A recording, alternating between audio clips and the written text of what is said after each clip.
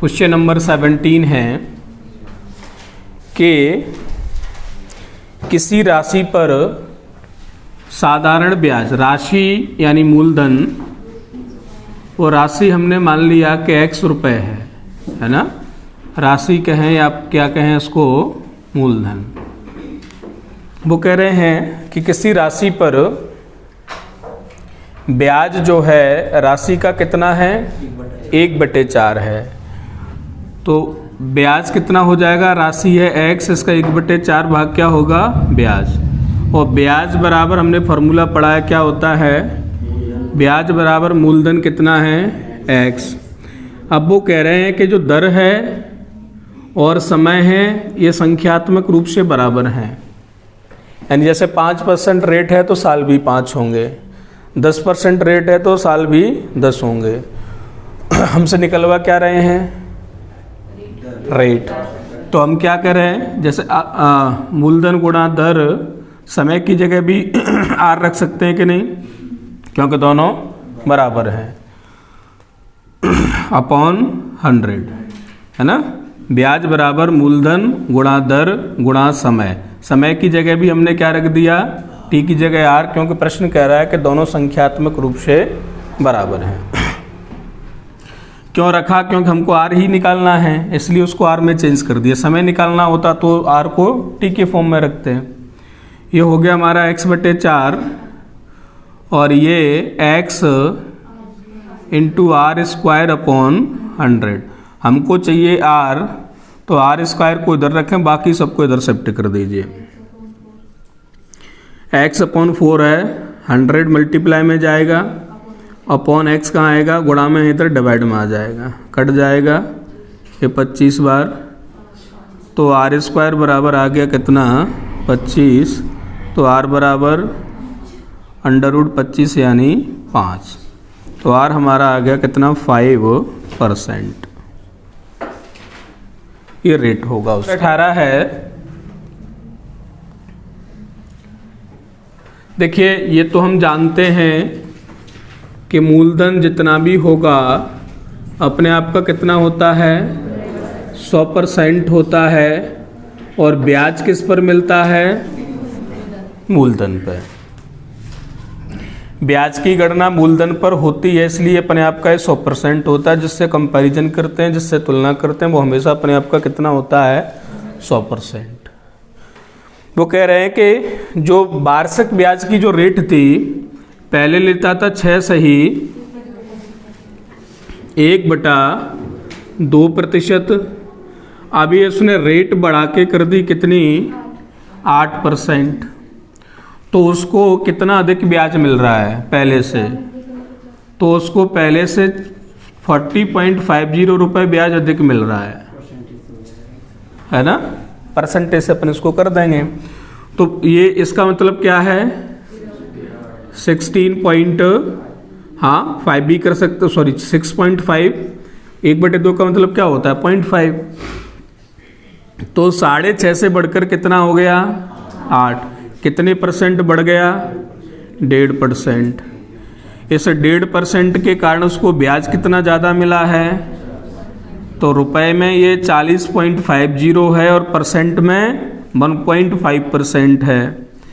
यहाँ से हम 1% निकालें तो 40.50 अपॉन 1.5।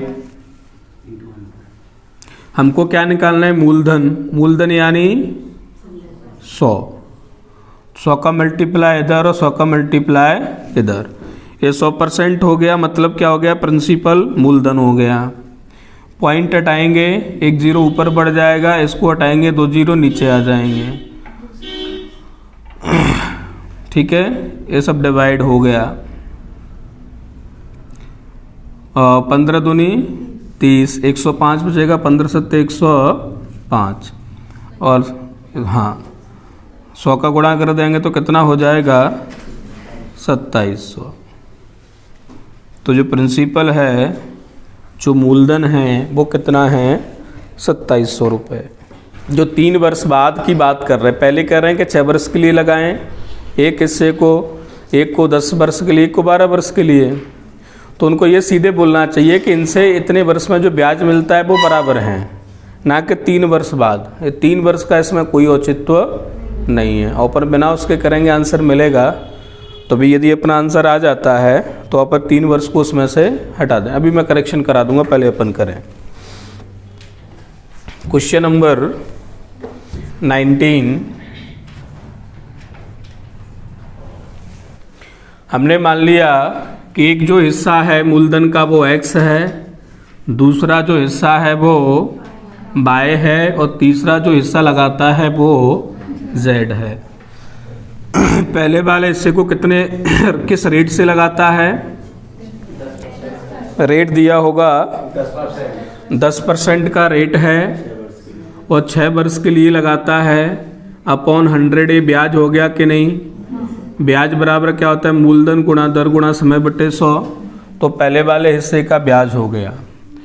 दूसरे वाले हिस्से का समय कितना है? मूलधन गुणा दर कितनी है इसकी? 12। समय कितना है? 10 वर्ष बटे 100। ये दूसरे वाले हिस्से का ब्याज हो गया। इसको कितने वर्ष के लिए लगाता है? 12 वर्ष के लिए। सॉरी, रेट क्या है इसका?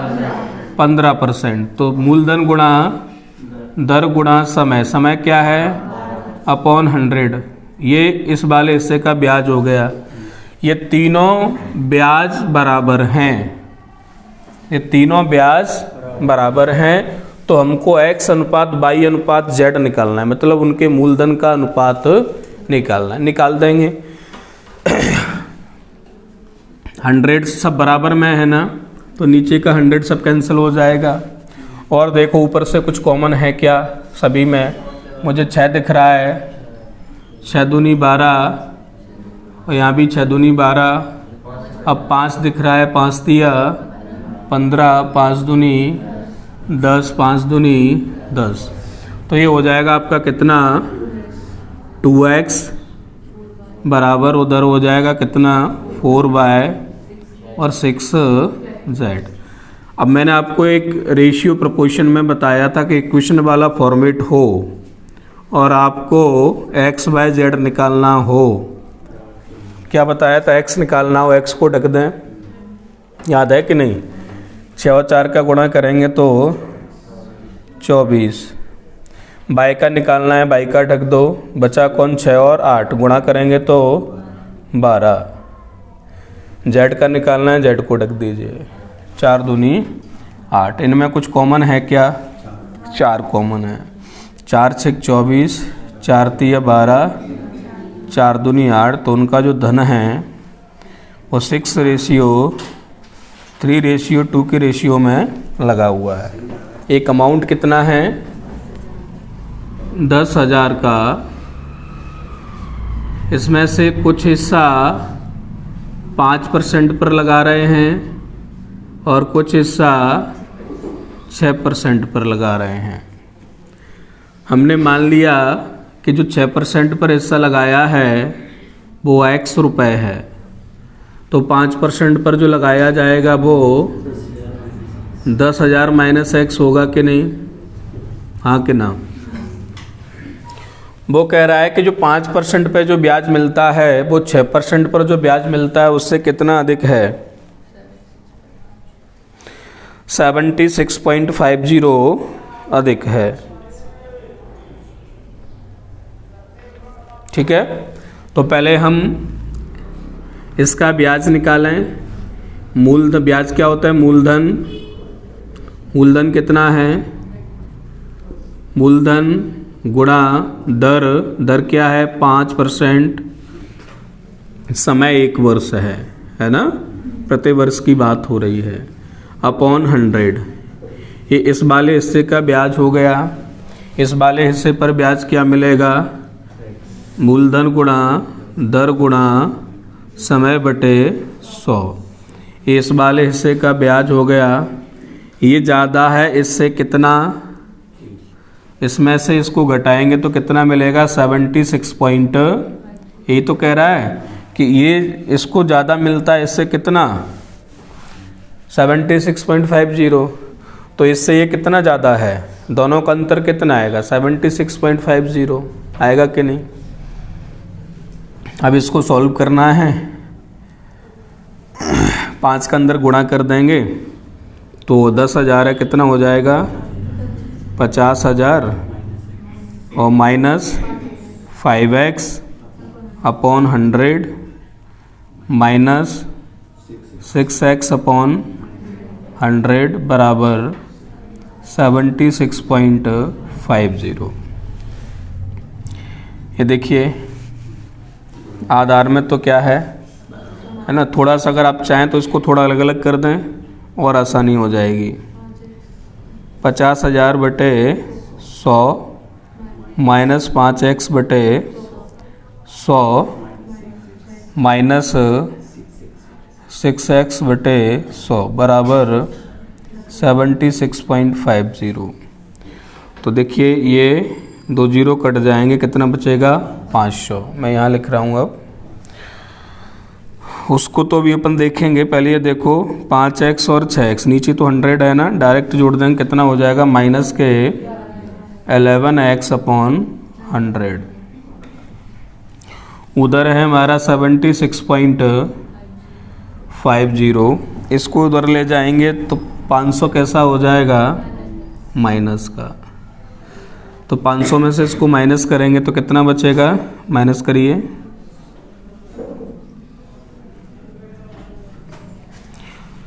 माइनस के बचेगा आपका 400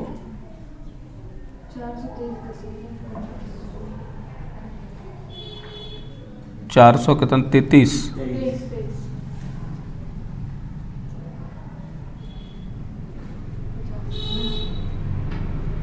माइनस से माइनस कैंसिल हो जाएगा। हाँ तो x बराबर क्या आएगा 423.50, 100 का मल्टीप्लाई होगा और 11 जाएगा डिवाइड में। इसको पॉइंट को हटाएंगे, नीचे 2 जीरो आ जाएंगे, 2 जीरो से 100 कट गया, 11 से भाग दे देंगे, 11 तिया 33, 9 बचेगा 93 हो जाएगा, 11 8 88, 5 बचेगा 11 5 55, 1 जीरो भी है, कितना आ जाएगा 3850।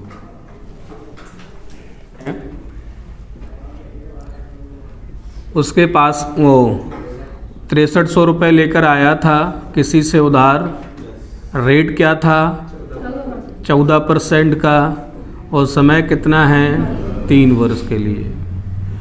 आगे इसने क्या किया कि इसमें कुछ धन और मिलाया, हमने मान लिया कि x रुपये मिलाकर इसने मोहित को दे दिए, इसने रेट बढ़ाकर 16% कर दिया है और समय वही है 3 वर्ष का ही, बस रेट चेंज कर दिया है। हम तो जानते हैं कि इस पर ज़्यादा पैसा ब्याज इस पर ज़्यादा मिलेगा और इस पर, अब इस पर जो ब्याज मिलेगा उसमें से ये ब्याज देगा भी सामने वाले को जिससे पैसे लेकर आया है, तो इस पर जो ब्याज मिलेगा उसमें से अपन इसके ब्याज को घटा दें तो उसका फ़ायदा निकल आएगा। आया, ये सामने उसने दिया किसी को, यहाँ से उसको ब्याज मिलेगा, जो भी मिला उसमें से वो इसको जिससे 6300 रुपये लेके आया उसको भी तो 14% देना पड़ेगा उसको, तो वो उसको दे के उसके पास कितना बचता है 618, यानी इसका ब्याज माइनस इसका ब्याज बराबर 618 होना चाहिए कि नहीं। बस इतना सा है। मूलधन गुणा दर, दर है कितनी 16% गुणा समय बटे 100, ये ब्याज हो गया इसका माइनस, यहाँ ब्याज कितना बनेगा मूलधन गुणा दर गुणा समय बटे 100 और इनका डिफरेंस कितना होगा 618 रुपये का उसको प्रॉफिट होता है।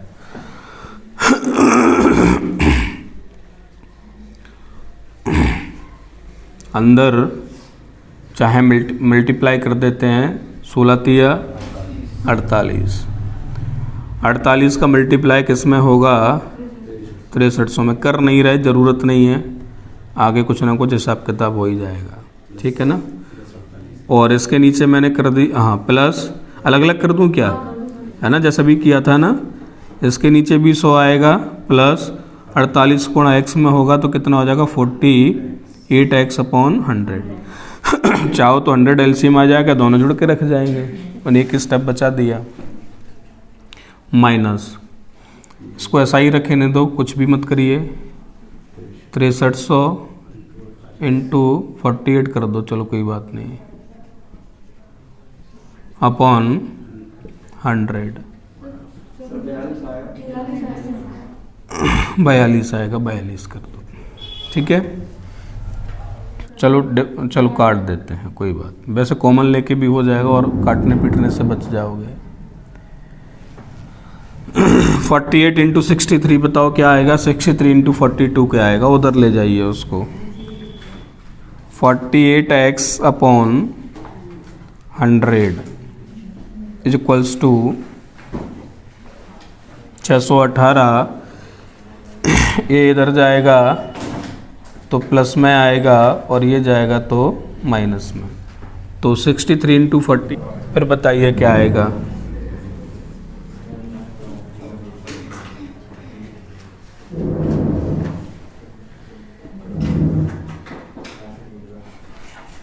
-32 -30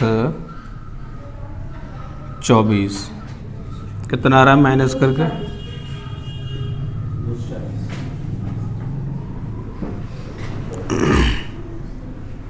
x बराबर 240 इंटू 100/48।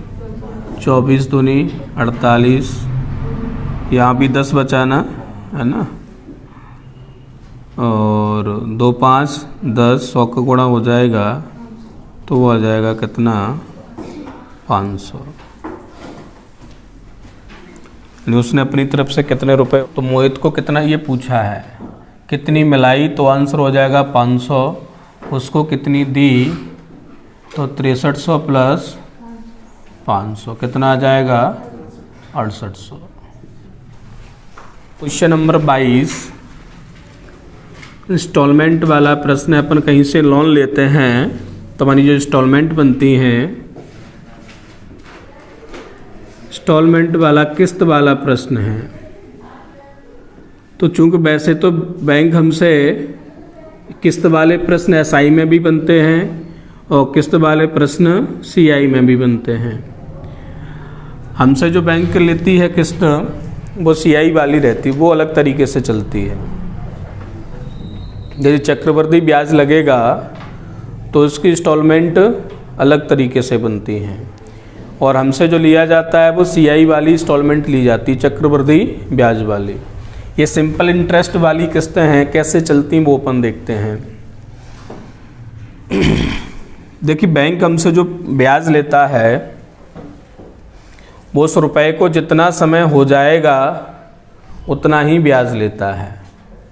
जैसे अपन कहते हैं ना, कहीं भी अपन लोन लेने जाते हैं तो प्राइवेट वाले क्या बोलेंगे 10% फ्लैट, और आप गवर्नमेंट बैंक में जाएंगे वो क्या कैसा लेते हैं, रिड्यूसिंग लेते हैं। इसका मतलब जानते हैं फ्लैट क्या होता है, रिड्यूसिंग क्या होता है। चलिए प्रश्न तो ठीक है, ये मैं आपको बता दूं फ्लैट में रिड्यूसिंग में क्या अंतर होता है।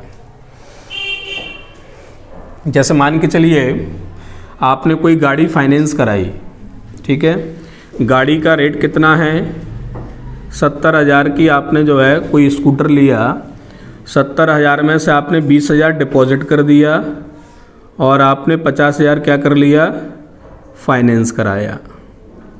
अब 50,000 की क्या बनेगी किस्त बनेगी। तो अभी तो बस एक फ्लैट और रिड्यूसिंग बताऊं तो आप किसी प्राइवेट के पास जाएंगे, वो क्या कहेगा ठीक है मैं फाइनेंस कर दूंगा लेकिन 10% मुझे फ्लैट इंटरेस्ट चाहिए, फ्लैट रेट है। फ्लैट का मतलब जैसे आपने इसको 4 वर्ष के लिए कराया तो 4 वर्ष तक आपसे कितना वो ब्याज लेगा, पूरा वही हिसाब कर देगा कि 10% से 4 वर्ष का ये बनता है। माने चलिए कि 4 वर्ष का उसका 10% से 1 वर्ष का ब्याज कितना बनेगा 5,000, 4 वर्ष का कितना हो जाएगा 20,000 हो जाएगा कि नहीं। अब क्या करेगा, आपका टोटल कितना हो गया, 70,000 हो गया। अब आपको किस्त बनवानी है, कितने साल के लिए बनवा रहे थे, 4 साल के लिए, तो 12 चौक 48 महीने से डिवाइड कर देगा। जो भी बनेगा आप उसको हर महीने पे करेंगे। ये हुआ कौन सा, फ्लैट। कैसे, 70,000 रेट था, आपने कुछ जमा किया, 50 फाइनेंस कराया, उसने कहा 10% का रेट लूँगा, लेकिन कैसा लूँगा, फ्लैट।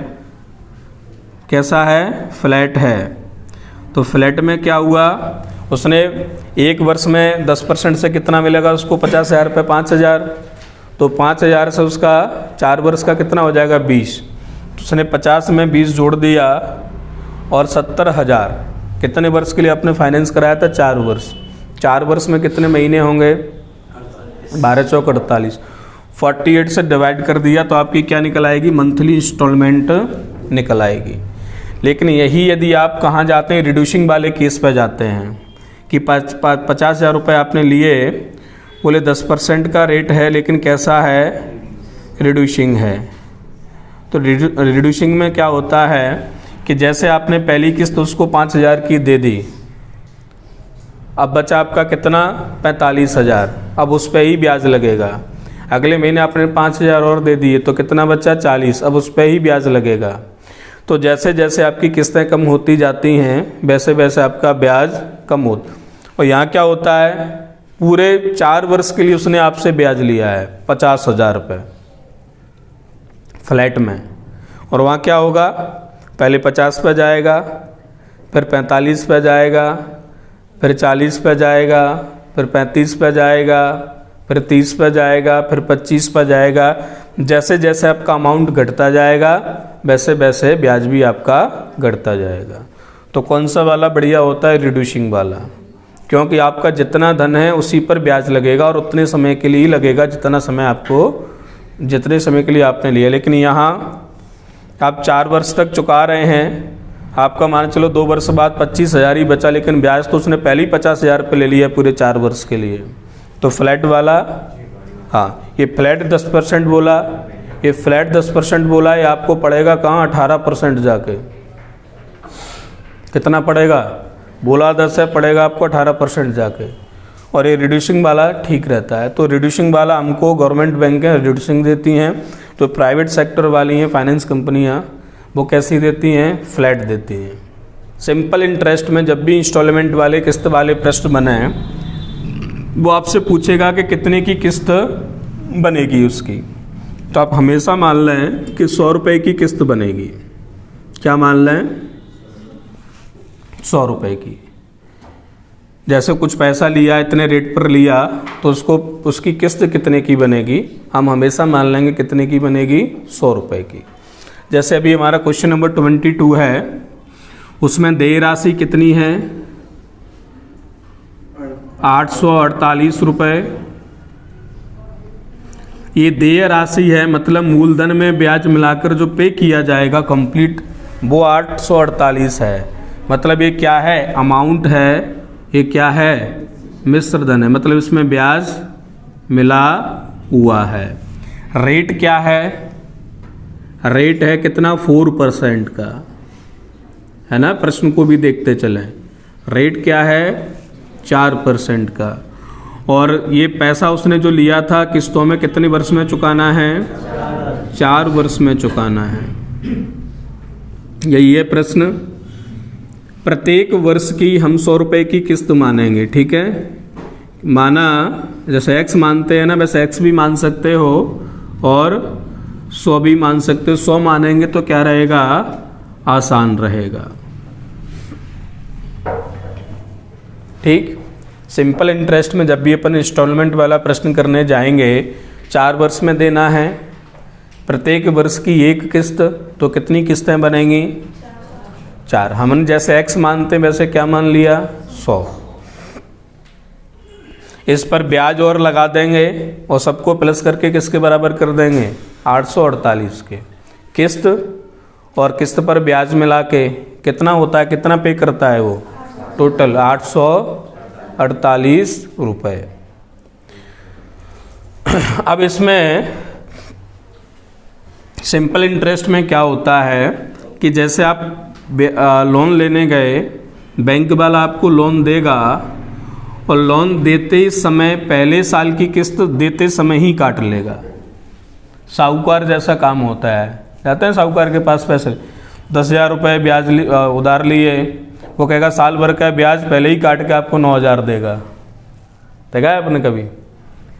10,000 का अमाउंट बना, आप बोले 10,000 हमको उधार चाहिए, वो कहेगा 1,000 साल भर का ब्याज हो गया, वो माइनस करके आपको 9,000 देगा कि 1 वर्ष का ब्याज तो मैंने पहले ही ले लिया, है ना। सेम इसमें बैंक में क्या सिस्टम चलता है कि जब वो लोन देगा, ये व्यवहारिक वाला नहीं है, वो CI वाला चलता है। ये तो SI में कैसे बनती वो करा रहा हूँ, इसको अभी उस पर एप्लीकेबल मत करना जो आप कभी आपने लिया हो। तो जैसे ही आप लोन लेने जाएंगे, लोन देते समय ही वो आपकी पहली किस्त काट लेगा 100 रुपये की।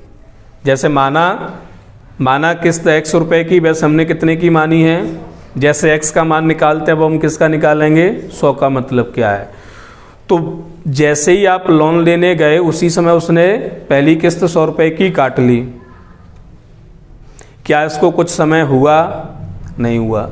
तो इस पर ब्याज भी, क्योंकि बैंक ब्याज उस पर लेता है जितना समय हो जाता है। तो 100 रुपये की किस्त उसने कब काट ली? जब आप लोन लेने गए थे उसी समय लोन दिया और किस्त काट ली। तो क्या इस पैसे को कोई समय हुआ? नहीं हुआ। तो क्या इस पर कोई ब्याज लगेगा? नहीं लगेगा। तो पहली वाली किस्त बिना ब्याज की जाएगी 100 रुपये की, ठीक है। अब अगली किस्त काटेगा वो जब 1 वर्ष का समय हो जाएगा। तो इस 100 रुपये की जो किस्त जा रही है, इस पर 1 वर्ष का समय हो चुका है, तो इस पर वो ब्याज लेगा 1 वर्ष का कि नहीं लेगा? ठीक है, लेगा। तो 1 वर्ष में ब्याज कितना है? रेट क्या है? 4%। 100 रुपये की किस्त है, 4 उसको ब्याज चाहिए, 4% तो 100 का 4% कितना होगा? 4। 100 का 4 100 का मानने का यही तो फ़ायदा है। 4%, 100 का 4% कितना होगा, है ना। 100 का 4% की जगह आप 100 रखोगे, 1/100 100 कट जाएगा, कितना आ जाएगा? 4। तो 100 के 4% का मतलब, तो ये जो किस्त है ये कितने की हो जाएगी? 104 की। बोलिए हो जाएगी कि नहीं? 100 रुपये की किस्त थी और उस पर 1 वर्ष का ब्याज देना पड़ेगा, क्योंकि उस पैसे को 1 वर्ष हो चुका है, 104 हो जाएगा। अब ये जो तीसरी किस्त जानी है, इसको कितना समय हो जाएगा? 2 वर्ष का। तो इस पर 2 वर्ष का ब्याज लेगा बैंक की नहीं लेगा? 1 वर्ष का 4 रुपये, तो 2 वर्ष का, तो ये कितने की पे करनी होगी? 108 रुपये की, क्योंकि इसमें 2 वर्ष का ब्याज जुड़ा हुआ है। अब अगली किस्त, इसको कितना समय हो गया? 3 वर्ष। तो इस पर 3 वर्ष का ब्याज लेगा। 1 वर्ष में कितना? 4 रुपये, 2 में 8, तो 3 में, तो ये कितनी हो जाएगी? 112 की हो जाएगी। और ये सब मिलाकर प्रश्न हमको कह रहा है कि कितना पे करता है वो? 848। तो आप ये जोड़िए, कितना हो जाएगा? 100, 200, 300, 400, 420, 424 हो जाएगा। यानी हमारे अनुसार हो रहा है कितना? 424, क्योंकि हमने 100 माना है। और प्रश्न के अनुसार कितना है? 848। तो 1 का मतलब क्या होगा? 848 बटे 424। इससे डिवाइड कर देंगे, 2 बार कट जाएगा। 1 का मतलब क्या आया? 2। हमको किसका मतलब चाहिए? 100 का। हमने किस्त कितने की मानी है? 100 की। तो 100 का गुणा कर देंगे, 100 हो जाएगा, और 100 का ही मल्टीप्लाई हम इधर कर देंगे। तो 100 का मतलब कितना आया? 200 रुपये। मतलब वो किस्त कितने की थी जिसको वो हमसे पूछ रहे हैं, वो 200 रुपये की किस्त है।